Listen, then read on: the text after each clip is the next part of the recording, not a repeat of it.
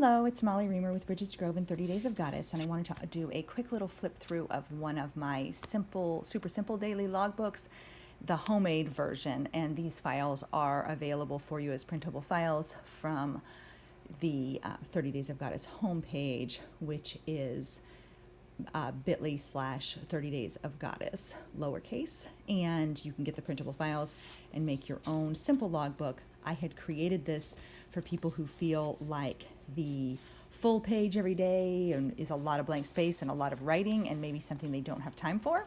And so I thought, well, a super simple logbook will give you, space for a 1 to 5 minute check-in each day instead, and then you can still participate, you still have your portable sacred space, but you don't feel a pressure or an obligation. So that's one of our own prayer cards.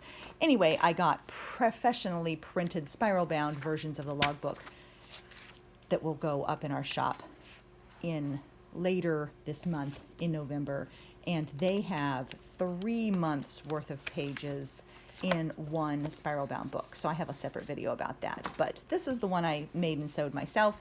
Had a watercolor cover that I did stencils on the front of with Wonder Strumpet stencils. Not so good. I didn't do so good with the bottom crows, but the top crows are okay. And my light is a little odd up here. I'm in the studio. It's overcast afternoon. For this one, I ended up not finishing my moon wheel, it looks like, so I'm going to have to go back and do that. If you just listen to my other video, I often say, don't go back, just accept it as it is. That's a powerful lesson for life. It's a metaphor for living. Accept what it is and kind of move forward. But for something like the moon wheel, I'll probably go back and fill in the runes.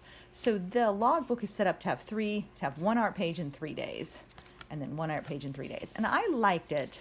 I'm doing both, my own regular 30 Days of Goddess prayer book and the logbook. I find that I end up writing a different affirmation or little mini blessing in the logbook than I do in the larger prayer book.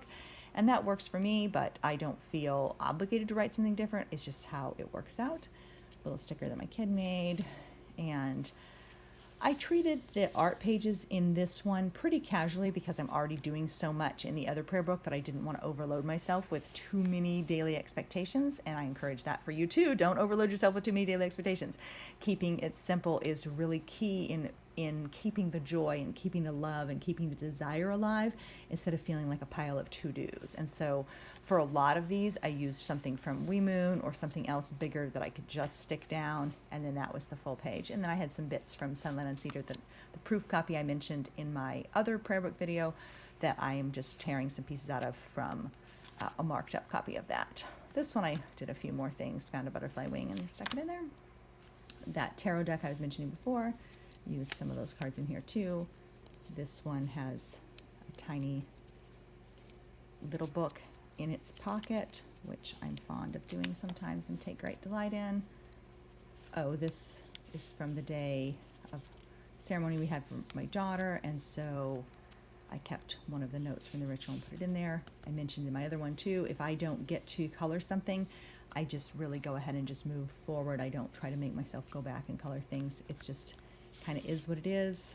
Lesson for life and living that actually I used to use when I was a college professor as well, when people would worry about going backwards for extra credit or making up lessons that they missed or trying to do things, how can I go ahead and turn in these 3 weeks of assignments that I missed? Can I go ahead and turn those out in? And I would say, basically you have this much more to do. You'd be much better served by focusing on what's still ahead of you and doing as best a job as you can on that than going backwards, which then sabotages your future, sabotages the ongoing stuff because you're caught in this muck of going backwards. And so anyway, that's how I feel. I mean, these aren't muck, but that's how I feel about going backwards. Don't weigh yourself down with going backwards to fix something or make it better. It just is what it is, and there aren't any rules or limits really. You can do what works for you, and it forms this, snapshot of time. This was a proof I was working on. My little prayer daily practice reminder cards that I'm talking about. Sparkly stickers start to make an appearance in here too. The real printed prayer card came and I stuck that in. And then there was a little bit of extra space and I had something that hadn't printed correctly, and so I used that to fill in my extra space. And some additional notes. Proof. one of our prayer cards and more pomegranates from the chocolates from my daughter's ceremony. This has a little card in it. And I did my pocket the same way that ended up not being particularly functional.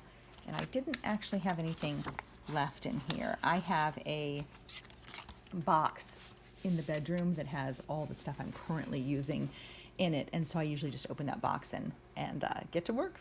So anyway, that is a super simple logbook. I hope you might find that helpful if you feel like the bigger prayer books are kind of too much or a lot of pressure. None of this is ever intended to feel like pressure or obligation. It is meant to be a container for creative expression and sacred experiencing, and a container, really for joy as well as for keeping a promise to yourself and to the goddess in your life. Thanks for being here.